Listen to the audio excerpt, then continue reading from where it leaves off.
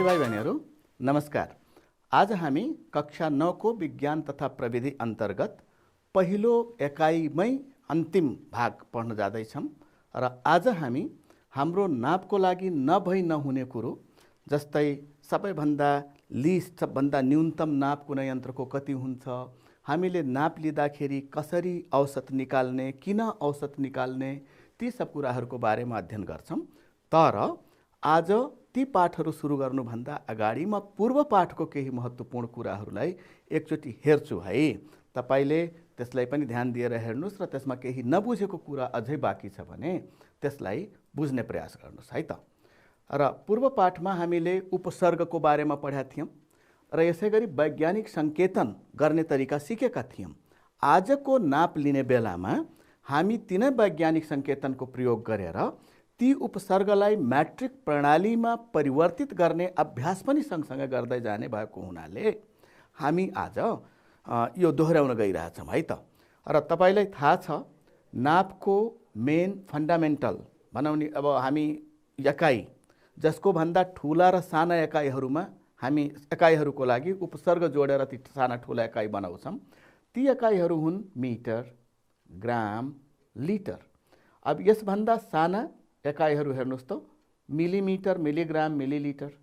यही सेन्टी अगाडि जोडिदियो भने अर्कै नाप भइहाल्छ। Centimetre, centigram, centilitre, decimetre, decigram, decilitre.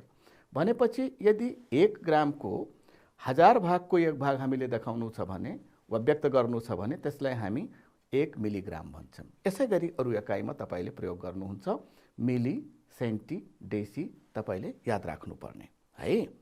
मिली, सेन्टी, डेसी यो मुख्य एकाइ भन्दा साना एकाइहरू हुन्।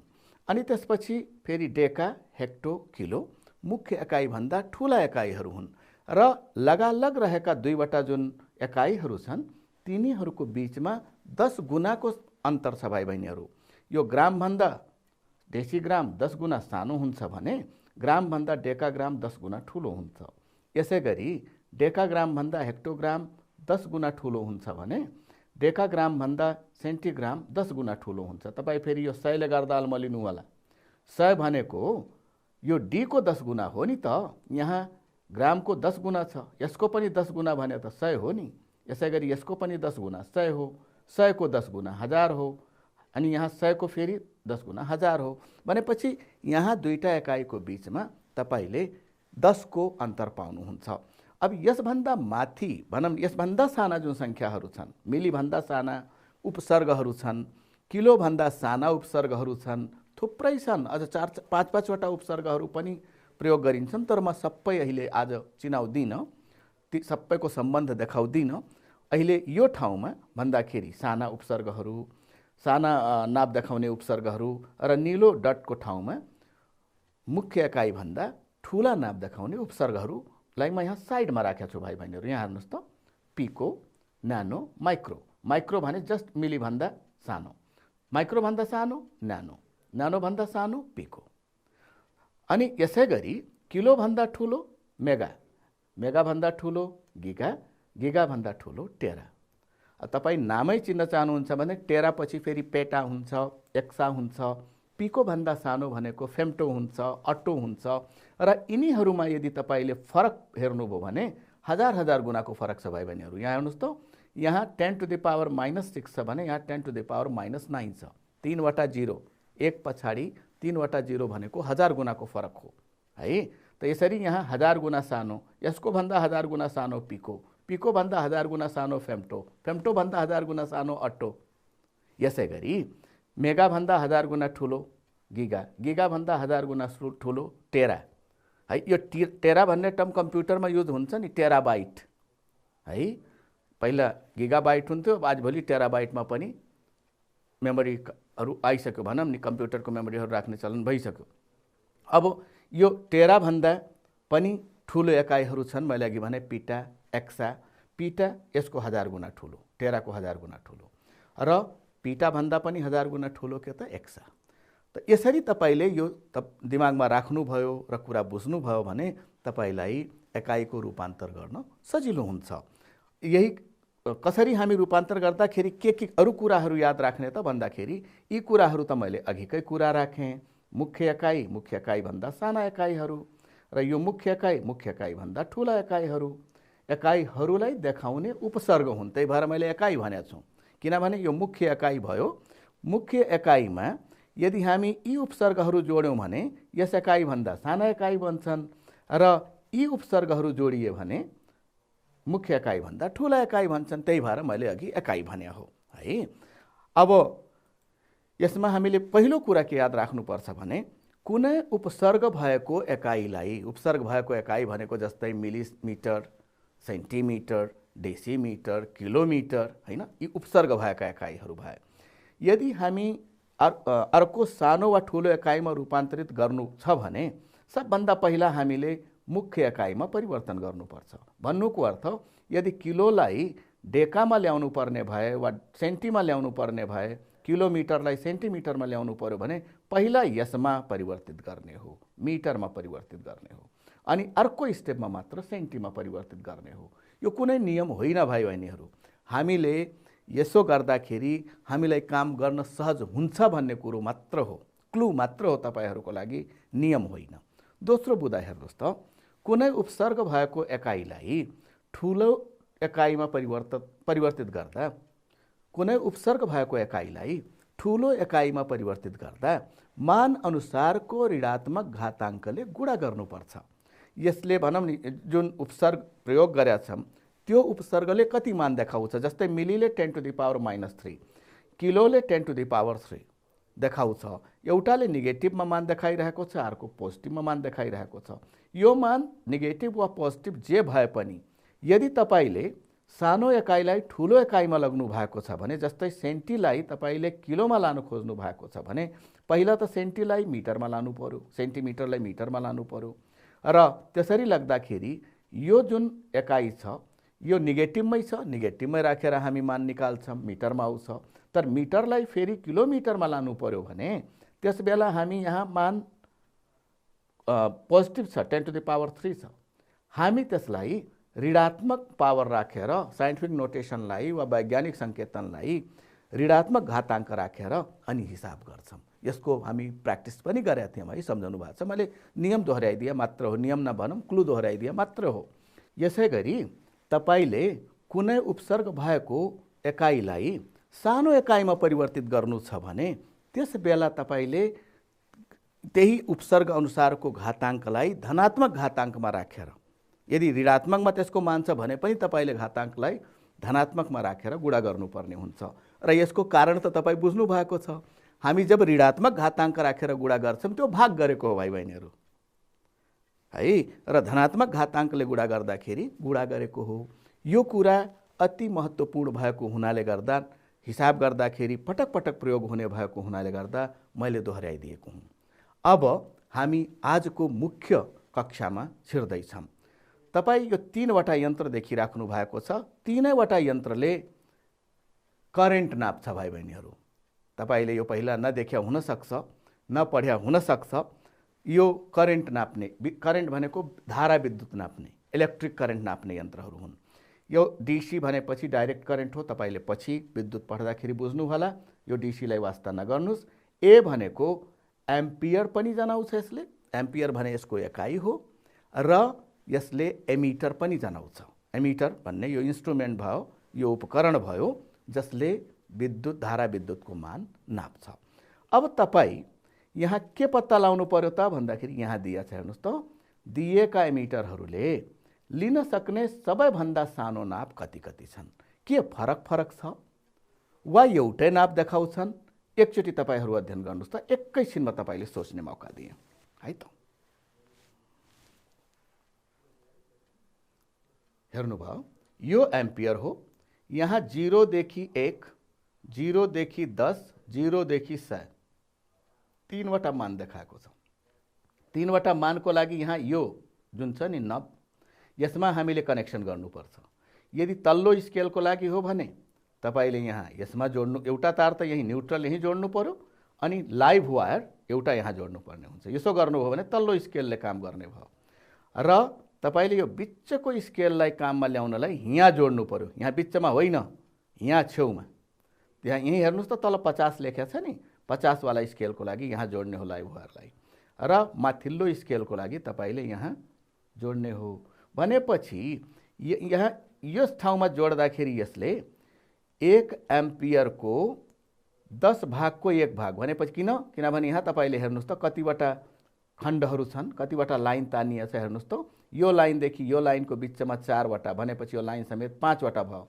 यो लाइन र यो लाइनको बिचमा 4 वटा भनेपछि यहाँ 10 वटा खण्ड छन्। यो 3 वटा लाइन 4 भनौँ नि, यहाँदेखि यहाँसम्म 10 लाइन छ भनेपछि 1 एम्पियरको 10 भागको 1 भाग नाप्न सकिन्छ यदि हामी लाइभ वायर यहाँ जोड्यौँ भने। तर यहाँ जोडियो भने यहाँ 10 एम्पियर छ भनेपछि 1 एम्पियर मिनिमम 1 एम्पियर मात्र नाप्न सकिन्छ। यदि हामी लाइभ वायर यहाँ जोड्यौँ भने मिनिमम हेर्नुहोस् त कति, यहाँ 100 छ, यहाँ कति भयो 0 छ भनेपछि 10 एम्पियर मात्र नाप्न सक्ने भयो। एउटै उपकरणले 3 वटा न्यूनतम नाप दिने भयो, फरक फरक ठाउँमा जोड्दाखेरि। अचम्मको उपकरण भयो है। तर यो उपकरण त्यस्तो छैन भाइ बहिनीहरू। यो उपकरणले एउटै मात्र एक किसिमको मात्र नाप दिन्छ।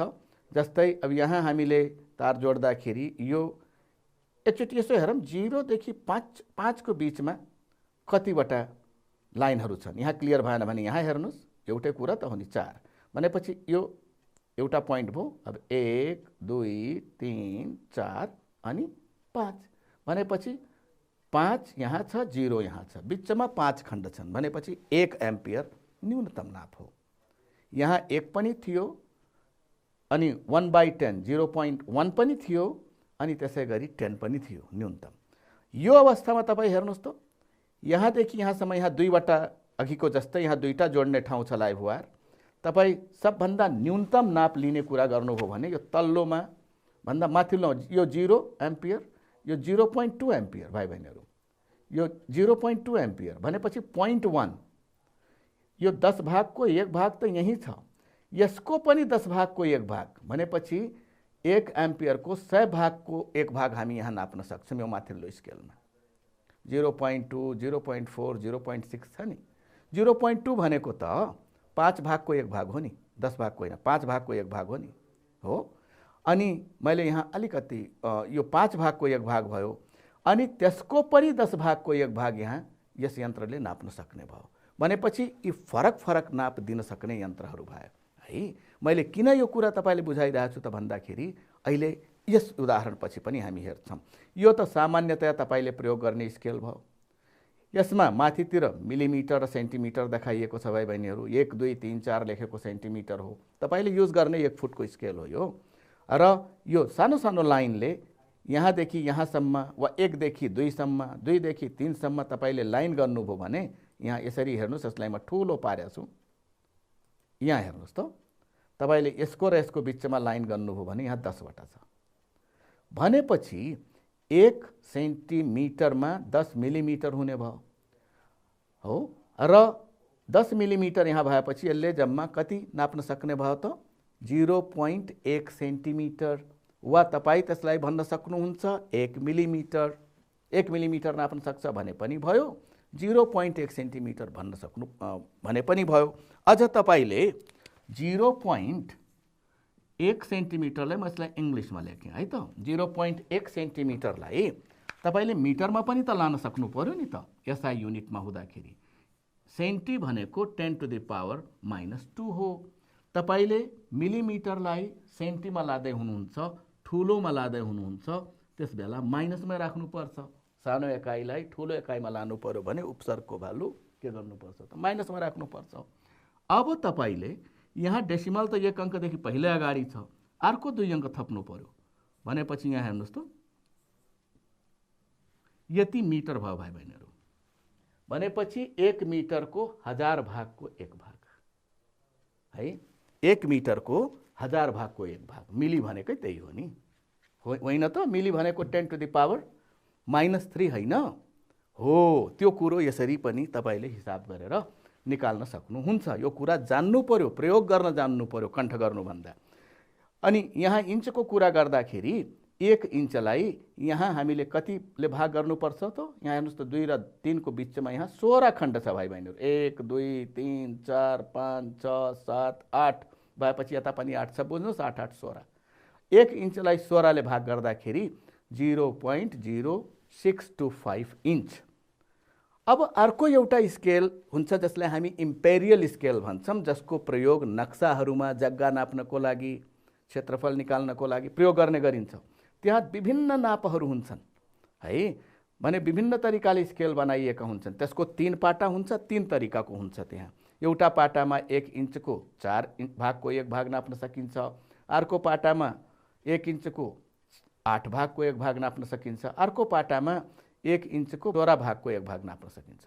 र यसको न्यूनतम अङ्क हेर्नुहोस् त भाइ बहिनीहरू, न्यूनतम मान 0.25 इन्च, यहाँ 0.125 इन्च र यसमा माथिको जस्तै 0.0625 इन्च। यी सब हामी न्यूनतम नाप भयो भनेपछि कुनै उपकरणबाट हामी घट्टीमा कति नाप लिन सक्छौँ त? त्यो त्यस यन्त्रको न्यूनतम नाप हुन्छ। र न्यूनतम नापको परिभाषा तपाईले यसरी लेख्न सक्नुहुन्छ, कुनै पनि उपकरणबाट लिन सकिने नापको सबैभन्दा सानो परिमाणलाई उक्त उपकरणको न्यूनतम नाप भनिन्छ। र मापनमा प्रयोग गरिने उपकरण अनुसार न्यूनतम नाप पनि फरक फरक हुन्छ। तपाईले अघि हेर्नुभयो, एउटै कुरा मापन गर्ने उपकरणले पनि फरक फरक न्यूनतम नाप दिन सक्छ। एउटै उपकरणले पनि फरक तरिकाले जोड्दाखेरि फरक फरक न्यूनतम नाप दिन सक्छ। हामी धेरै किसिमको उदाहरणहरू हेरिसक्यौँ, अझ हेर्छौँ। न्यूनतम नापको महत्त्व धेरै हुन्छ। यसको मद्दतले सही मापन गर्न तथा सही तथ्याङ्कहरूको सङ्कलन र विश्लेषण गरी निष्कर्षमा पुग्न सहयोग गर्छ। सही मापनै भएन भने त हामीले निकालेको निष्कर्ष त गलत हुन्छ नि। त्यसकारणले गर्दा विज्ञानमा नापको ठुलो महत्त्व हुन्छ र हामीले सही तरिकाले मापन गर्नुपर्ने र सही मान पत्ता लगाउनु पर्ने हुन्छ र त्यसको लागि न्यूनतम नापको आवश्यकता पर्छ भाइ बहिनीहरू। अब तपाईले दिएको उपकरणको न्यूनतम नाप पत्ता लगाउनुहोस्। स्केल यो तपाईले गरिसकेको हुनाले गर्दा यसमा मैले धेरै टाइम लिइनँ। तपाई आफ्नो स्केल निकालेर हेर्न सक्नुहुन्छ। तपाईसँग स्केल छ, त्यहाँ हेर्नुहोस् त 0 र 1 सेन्टिमिटरको बिचमा कतिवटा खण्डहरू छन्।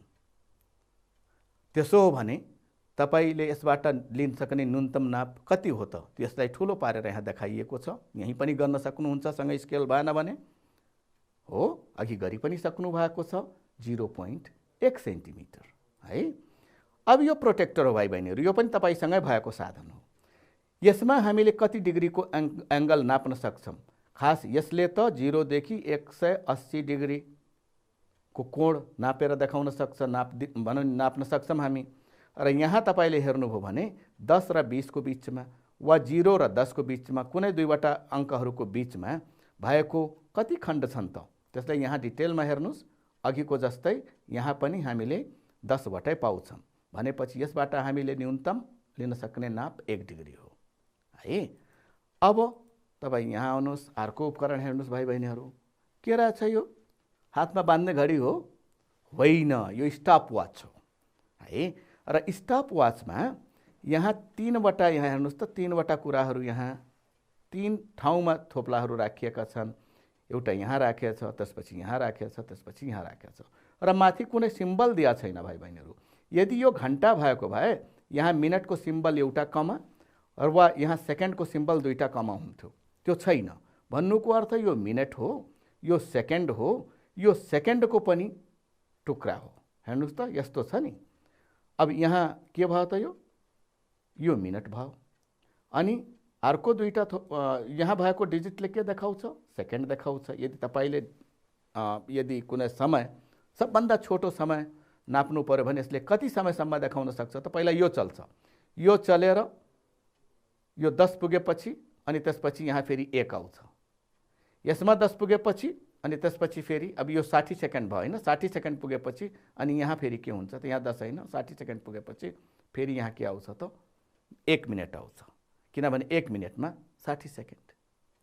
अनि 1 सेकेन्डको पनि अब यहाँ यसले खास भन्यो भने 2टा अङ्क, 2टा 0 को मान त्यस पछाडि थपिने 2 वटा जुन 0 हुन्छ यो सेकेन्ड पछाडि, त्यसको मान देखाउने भएको हुनाले गर्दा यसले सेन्टी सेकेन्ड देखाउने भयो। यहाँ त 10 सेकेन्ड भयो, 10 को पनि यहाँ 10 गुणा भनेपछि 100 गुणा कम। यहाँ त दुईटा डिजिट छ नि हो, त्यस कारणले गर्दा यो एउटा यस्तो स्टप वाच हो जसले सेन्टी सेकेन्डको मापन गर्न सक्छ। अर्को हेर्नुहोस् त भाइ बहिनीहरू, यो पनि एमिटर हो तर यसले मिली एम्पियर MA, तपाईले अघि उपसर्ग पढ्दाखेरि स्मल एम के को लागि संकेत गरिन्छ? स्मल एम मिली र क्यापिटल एम मेगा। यो मिली एम्पियर हो भनेपछि एम्पियरमा यो 20 लेख्या होइन, एम्पियरको पनि 1000 भागको 1 भाग। मिली भनेको त 1/1000 हो नि भाइ बहिनीहरू, याद गर्नुभएको छ है। मिली भनेको 1000 भागको 1 भाग। अनि यो अहिले हामी हेरौँला यसलाई। त्यसो भए यसको स्केल तपाईँ हेर्नुहोस् त, यहाँ 0 देखि 20 को बीचमा भनेपछि 0 देखि 20 को बीचमा 10 खण्ड रहेको छ। भनेपछि यदि हामी अहिले मिली एम्पियरकै कुरा गर्ने हो भने, मिली एम्पियरकै कुरा गर्ने हो भने यो 20 मिली एम्पियर भयो। 10 खण्डमा छ भनेपछि त हामी 20 लाई 10 ले भाग गर्दाखेरि कति आयो त? यहाँ एम्पियरमा लेख्या छ है, खास भन्यो भने 2 मिली एम्पियर। कति आयो भाइ बहिनीहरू? 2 मिली एम्पियर आयो। र यो 2 मिली एम्पियरलाई किन 0.002 एम्पियर लेख्यो त एकचोटि हेरौँ त। मैले कुनै ठाउँमा गल्ती पनि गरेको छु, तपाईले पत्ता लगाउनु पर्छ कहाँ गल्ती भएको छ, ध्यान दिएर हेर्नुहोस् है। अब यो गल्ती छ छैन हेर्नुहोस् त। 2 इन्टु मिलीको भ्यालु कति हो भाइ बहिनीहरू? हामी ठुलो, यहाँ सानो एकाइ हो, यसलाई एम्पियरमा लाँदैछौँ। एम्पियर भन्दा यो सानो हो, सानोलाई ठुलोमा लाँदैछौँ भनेपछि यो 10 टु द पावर माइनसमै राख्ने हो। 10 टु द पावर -3 मिलीको भ्यालु 3 हो, एक कुनै एउटाको 1000 भागको 1 भाग। अब यसलाई तपाईले डेसिमलमा लेख्नु भयो भने के होला त भाइ बहिनीहरू? 2 को अगाडि 2 समेत तपाईले 3 वटा डिजिट राखेर मात्र दशमलव राख्नुपर्ने हुन्छ। भनेपछि यो सही छ कि गलत छ? सही पो रहेछ त। गल्ती कहाँ छ त्यो पछि तपाईले हेर्नु होला है त। कतै न कतै गल्ती गरेछ एउटा, तपाईले पत्ता लाउने हो कि होइन। ल अब दिएको उपकरणहरूको न्यूनतम नाप यसरी तपाईले मिली एम्पियर पनि भन्न सक्नुहुन्छ। एम्पियरमा लानु पर्यो भने हेर्नुहोस् त, अघिको ज्ञान हामी यहाँ प्रयोग गर्न सक्छौँ। यति यहाँ मैले एम्पियर छुटाएको रहेको छु, तपाईले एम्पियर लेख्नु पर्ने रहेछ है त। ओके, अब तपाईँ अर्को उपकरण हेर्नुहोस् त, यो पनि स्टप वाच हो। अघिको भन्दा फरक छ भाइ बहिनीहरू। हेर्नुहोस् त यसको स्केल यहाँ हेर्नुहोस्, यहाँ 0 लेख्या छ, दुईटा थोप्ला छ, त्यसपछि यो दुईटाको पछाडि कमा छ। यो भनेको मिनट हो भाइ बहिनीहरू, मिनटको सिम्बल हो। र यो भनेको सेकेन्ड हो, सेकेन्डको सिम्बल यहाँ दिया छ। र सेकेन्डको पनि 1000 भागको 1 भाग। सेकेन्डको पनि यहाँ के रहेछ त? 1000 भागको 1 भाग रहेको छ। अब यसमा के दिएको छ त भन्दाखेरि यो घण्टा, मैले अघि भने मिनट, त्यसपछि यो सेकेन्ड, र यसलाई हामी भन्छौँ मिली सेकेन्ड। 1000 गुणा कम मिली सेकेन्ड। र यसरी यसबाट हामी मिली सेकेन्ड नाप्न सक्छौँ। भनेपछि अघिको स्टप वाच र यो स्टप वाच फरक भयो। स्टप वाच नै फरक फरक क्षमताको भयो, फरक फरक न्यूनतम नाप दिने किसिमको भयो। त्यो हेर्नलाई हामीले यहाँ दुईटा हेऱ्यौँ। यो त तपाईको हातमा हुने घडी नै पर्यो। यस्तो घडीबाट हामी रिस्ट वाचबाट सबभन्दा थोरै कति समय मापन गर्न सक्छौँ त भाइ बहिनीहरू? हेर्नुहोस् त, यो घण्टा, यो मिनट र यो सेकेन्ड। हेर्नुहोस् त, सबभन्दा थोरै समय हामीले लिन सक्ने सेकेन्ड हो। न्यूनतम नाप यसमा सेकेन्ड भयो है। अर्को पनि छ हो, थर्मोमिटर पनि रहेछ त।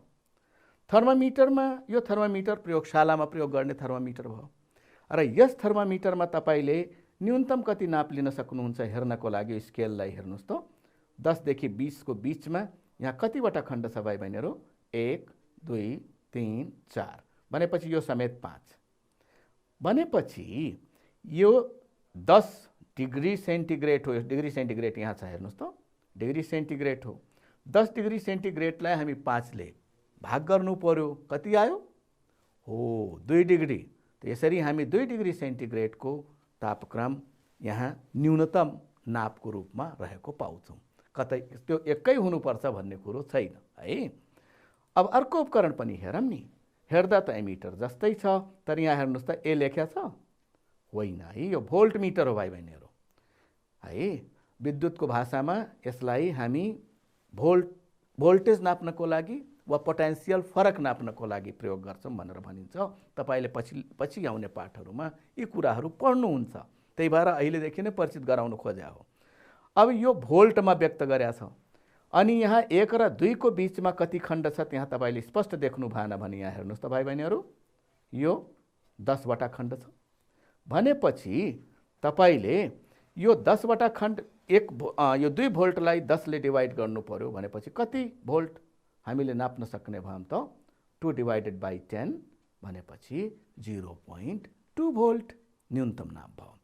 यो थर्मोमिटर तपाईले देख्नु भएको छ, डिजिटल थर्मोमिटर हो। आजभोलि त अर्कै आइसक्यो, टाढाबाट तापक्रम नापिन्छ, गन भन्छ, यसो गरेर थिचेर अनि त्यसपछि निधार अगाडि हातको यस्तोमा धेरै ठाउँमा सार्वजनिक ठाउँमा देख्नु भएको छ तपाईले, त्यसलाई रेडिएसन थर्मोमिटर भनिन्छ। यसैको परिमार्जित रूप हो। यसलाई त हामी शरीरको सम्पर्कमै राख्नुपर्ने हुन्छ डिजिटल थर्मोमिटर, र यसको स्केल तपाईले देखिराख्नु भएको छ। म यसलाई ठूलो पारेर पनि यहाँ राखेको छु र तपाई एकदम सजिलै अन्दाज गर्न सक्नुहुन्छ। हामी यसबाट 0.1 डिग्री सेन्टिग्रेडको तापक्रम नाप्न सक्छौं भनेपछि यसको न्यूनतम मान 0.1 सेन्टिग्रेड भयो। अब न्यूनतम नापको महत्व के हो? मानिसको उमेरको कुरा हामी गर्यौं भने फलानो मान्छे त यति वर्षसम्म बाँच्नु भयो, फलानो मान्छे यति वर्षसम्म बाँच्नु भयो, उहाँ त भर्खर यति वर्षका थिए, मेरो उमेर यति वर्ष छ भनेपछि यहाँ मेरो उमेर यति मिनेट छ, यति सेकेन्ड छ भनेर भनिन्छ र? भनिदैन नि। हाम्रो उमेर व्यक्त गर्नको लागि हामी वर्षको प्रयोग गर्छौं। यसरी मानिसको उमेरको कुरा गर्दा वर्षको महत्व हुने भयो। तर हामी परीक्षाको समयमा वर्ष भनेर भयो भने, घण्टा भनेर पनि भएन, 3 घण्टाको जाँच भनेर भनिन्छ, तर तपाईले त्यहाँ मिनेटको हिसाब गर्नुपर्ने हुन्छ। तपाईले आफ्नो परीक्षा दिँदाखेरि यो प्रश्नको उत्तरमा यति मिनेटमा सिद्ध्याउँछु, यो खण्डको उत्तरमा यति मिनेटमा सिद्ध्याउँछु भन्ने कुरा गर्नुहुन्छ। सेकेन्ड त साह्रै थोरै हुन्छ त्यसको लागि। त्यही भएर त्यहाँ के भयो त मिनेटको महत्व हुने भयो, हैन? लास्ट बेल लाएपछि कापी तानातान पनि हुन्छ तपाईको र त्यहाँ इन्भिजिलेटरको बीचमा, परीक्षक भनौँ नि निरीक्षकको बीचमा। टाइम सिद्धिसक्यो सर 1 मिनेट, सम्झनु भएको छ है? हो, त्यहाँ मिनेटको महत्व हुन्छ। अनि कापीको मोटाई नाप्दाखेरि मिलिमिटरको महत्व हुन्छ, किताबको मोटाई नाप्दाखेरि, पानाको मोटाई नाप्दाखेरि त्यहाँ मिलिमिटरको महत्व हुन्छ। यसै गरी 2 शहरको बीचको दूरी बताउँदा के हामी अब सेन्टिमिटरमा भन्छौं र भने किलोमिटरमा भन्छौं नि? हाम्रै देशको, हाम्रो राजधानीबाट पोखरा कति टाढा छ यति किलोमिटर भनेर भन्छौं, जनकपुर कति टाढा छ यति किलोमिटर भनेर हामी भन्छौं, पूर्वदेखि पश्चिमसम्म नेपालको लम्बाइ कति छ यति किलोमिटर भनेर हामी भन्छौं। किलोमिटर भन्ने एकाइ प्रयोग गर्छौं, त्यहाँ मिटर र सेन्टिमिटर प्रयोग गर्दैनौं, हैन? यसरी यदि तपाईले कुनै नजिकैको जग्गाको क्षेत्रफल हेर्नु पर्यो भने त्यहाँ हामी मिटरको कुरा गर्छौं, फुटको कुरा गर्छौं, हैन त? त यसरी नाप अनुसार आफ्नो न्यूनतम नापको महत्व हुन्छ। ताराहरू बीचको दूरी बताउँदाखेरि हामी प्रकाश वर्षको कुरा गर्छौं भाइ बहिनीहरु। प्रकाश वर्ष भने थाहा छ? 1 वर्षमा प्रकाश कति टाढा जान सक्छ? प्रकाश 1 सेकेन्डमा 3 लाख किलोमिटर जान्छ। 1 वर्षमा कति जान्छ? हिसाब गर्नु होला बिस्तारै है त, पछि गर्नु होला, अहिले हैन। हो, त्यसलाई 1 प्रकाश वर्ष भनिन्छ। त्यो भनेको 9.46 इन्टु 10⁻12 किलोमिटर हो। भनेपछि 9.6 पछाडि 96 पछाडि 11 वटा जिरो राख्नुस् अनि किलोमिटर लेख्नुस् है। भनेपछि फरक नापको लागि न्यूनतम नापको महत्व फरक हुन्छ है। अब औसत नापको कुरा गरौँ है भाइ बहिनी। अहिलेसम्म हामी न्यूनतम नापको कुरा गर्यौं। औसत नाप भन्दाखेरि तपाईले कुनै कुरा नाप्नु छ भने एकचोटी नापेर ढुक्क नहोस्। हेर्दैखेरि अप्ठ्यारो भनौँ नि त केही त्रुटि हुन सक्छ, इन्स्ट्रुमेन्ट प्रयोग गर्दैखेरि केही त्रुटि हुन सक्छ। जस्तै मैले यो डस्टरको लम्बाइ नाप्नु पर्यो भने यो स्केल राख्दैखेरि मैले गल्ती गरेको हुन सक्छ। यो स्केल राख्दैखेरि यता बढेछ कि वा कतै राम्ररी मिल्या छैन कि एकचोटी नाप्ने, कति आयो नोट गर्ने, फेरि एकचोटी नाप्ने। अझ सकिन्छ भने अर्को उपकरण उपलब्ध छ भने अर्को उपकरणले नाप्दा पनि हुन्छ। र यसरी कति पटक नाप लिएको छ, म एउटा उदाहरण पनि यहाँ राखौँला। कति पटक नाप लिएको छ त्यो नापले हामीले त्यसलाई के गर्छौं त भाग गर्छौं। निकाल्ने तरिका पछि कुरा गरौँला। पहिला तपाई औसत नाप भनेको के हो त? सही परिमाण प्राप्त गर्न मापन कार्यलाई दोहोर्याई, तेहर्याई, अझ त्यसपछि पनि फेरि दोहोर्याई औसत निकाल्दा सही मापन प्राप्त गर्न सकिन्छ भाइ बहिनीहरू। र त्यसपछि यसरी मापन कार्य गर्दा पटक पटक एकै किसिमको परिणाम यदि प्राप्त भयो भने त्यसलाई हामी परिशुद्ध वा प्रिसाइज नाप भन्छौँ। परिशुद्ध वा प्रिसाइज नाप भन्छौँ यदि एउटै नाप आयो भने। तर फरक फरक नाप आउने सम्भावना छ। तपाईले कुनै वस्तुको तौल लिँदाखेरि पनि त्यो सम्भावना हुन सक्छ है। नाप्ने उपकरण जति त्रुटिरहित हुन्छ नि, त्रुटिरहित तपाईले नाप्ने स्केल एकचोटि यो क्लासपछि तपाईले 4 जना साथीहरूसँग भएको स्केललाई लिएर एउटै कुरा नापेर हेर्नुहोस् त, त्यही तपाईले फरक पाउन सक्नुहुन्छ। उपकरणमा पनि त्रुटि हुन सक्छ, तर उपकरण जति त्रुटिरहित भयो त्यति नै त्यसबाट लिने नाप प्रिसाइज हुन्छ, सही हुन्छ, करेक्ट हुन्छ है। अब सटीकता र परिशुद्धता। सटीकता भनेको ठ्याक्कै त त्यति नै हो। कुनै पनि कुरा जस्तै यो भनेको मानव एकछिन यो 100 ग्राम छ, 100 ग्राम यसको सही तौल हो, तर मैले यसलाई नाप्दाखेरि 5 चोटि नाप्दाखेरि पनि म यसलाई 98 ग्राम मात्र पाइरहेको छु, वा एकचोटि 98, एकचोटि 79, एकचोटि 100 पाइरहेको छु भनेपछि 100 ग्राम यसको तौल भए पनि त्यो एक्युरेट त 100 ग्राम हो, रियल तौल त्यसको त्यति हो। तर मेरो नापले गर्दा मेरो नापको परिशुद्धता छैन भनेर भन्न मिल्दैन। यदि मेरो नाप्ने तरिका सही छ, म औसत त्यसको नाप लिइरहेको छु भने त्यसलाई परिशुद्ध भनिन्छ भाइ बहिनी। त्यसलाई प्रिसाइज मेजरमेन्ट भनेर भनिन्छ। एक्युरेट नहुन सक्छ है, एक्युरेट नहुन सक्छ किनभने एउटा मात्र कारक तत्त्व हुँदैन नाप लिनुमा, उपकरण पनि अर्को कारक तत्त्व हुन्छ है। तर सकभरि हाम्रो सटीकता र परिशुद्धतालाई मिलाउनको लागि हामीले सही तरिकाले सही त्रुटिरहित उपकरण प्रयोग गरेर नाप लिनुपर्ने हुन्छ। अब परिशुद्धताले एउटै वस्तुको नाप एक अर्कासँग कति नजिक छ भन्ने कुरो बुझाउँछ। पटक पटक लिएको नाप जुन छ एक अर्कासँग कति नजिक छ भन्ने कुरो बुझाउँछ। परिशुद्धता र सटीकता फरक कुरा हो।